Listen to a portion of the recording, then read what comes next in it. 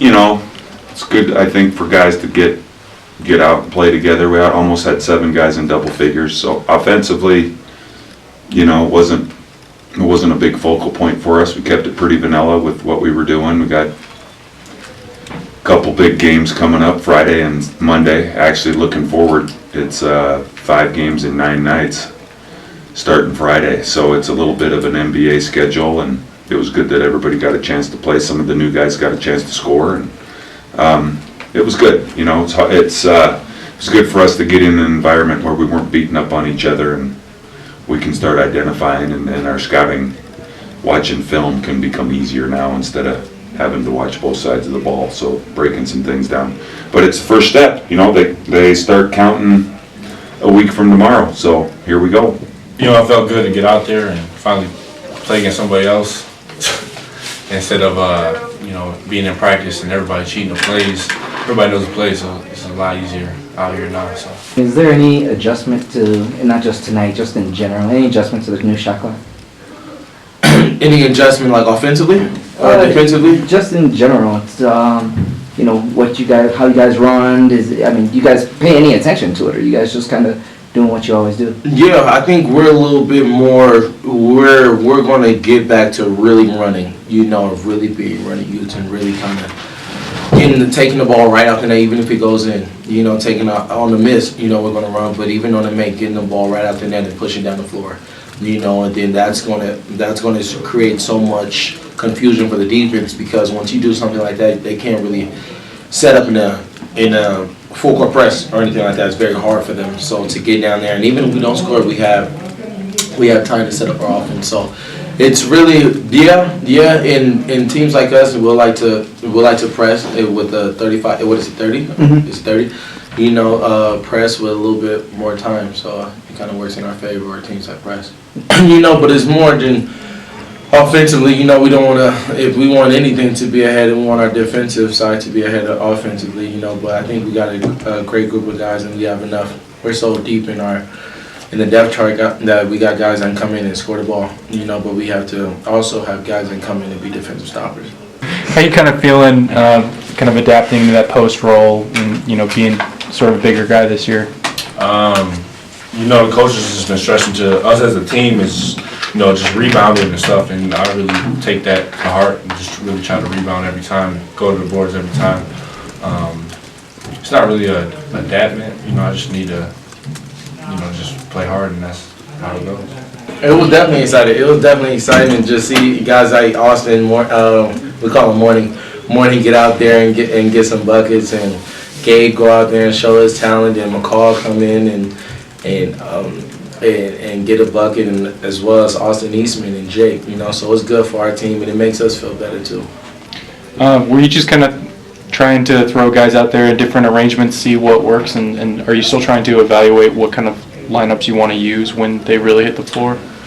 Yeah, no, part of the rotation, you know, it's that time where we're trying to sort some things out. Nothing's set in stone with this team. There's going to be some carrots dangled in front of people for having good weeks of practice. I know how important starting is for players because I played, and it seems like it's a special thing, but you know, we just need to have a sense of urgency with the 5 guys. I think we've got a deep team, and whichever 5 are out there representing us at any given time gotta, you know, it's very much going to be a unit thing and not an individual thing. So figuring out who, you know, complements each other, I think is part of my job right now, to figure out who plays together the best from the scrimmage that we had, 2 scrimmages, and then tonight.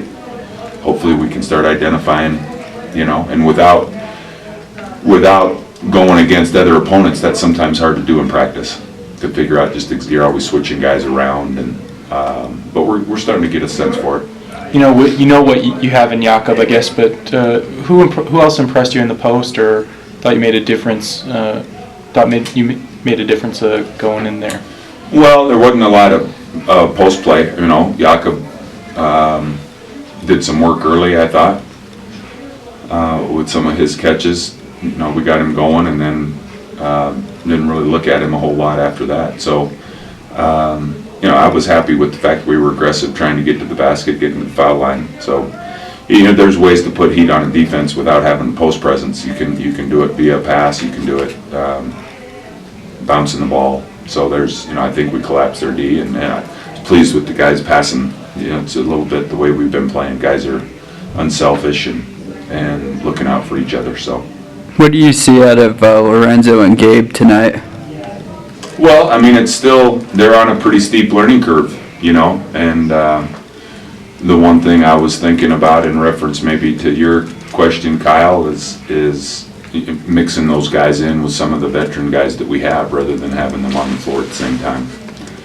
Let Lorenzo play with a unit of guys that have a lot of minutes, and then bring Gabe in so that they're not still trying to sort things out, but they're making progress. The sense of urgency is big, and so we've had a little bit of a gap between those guys and the rest of the guys that are back, an understanding for how hard you have to play and how demanding it is on every possession on both sides of the ball. It's not unusual for junior college players to be a little bit of a wake-up call for them at the next level, and actually I think they're ahead of schedule. A lot of times the joke is you don't have junior college guys until about Christmas, until about the time they start figuring out how hard that is. But I think maybe we got to jump on that in the summer, and we're going to need those guys as well as other guys, but they need to come along faster. He's coming along, I think he did pretty solid today defensively. And that's always the adjustment for new guys coming into our program, because that's the emphasis for us.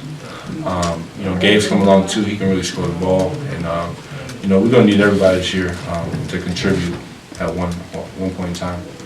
Mary, between the A&M scrimmage and this game, do you feel like you're where you want to be and for the games to start counting? Or you?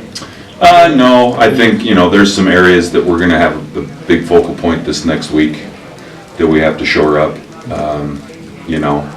The dog days, I think, are kind of over. I think mentally, when you can get through this first 5 weeks of practice, and for the most part, Kenneth and Brandon Miller haven't been able to go a whole lot, but, you read around the country, there's an awful lot of major injuries taking place, and it's a grind.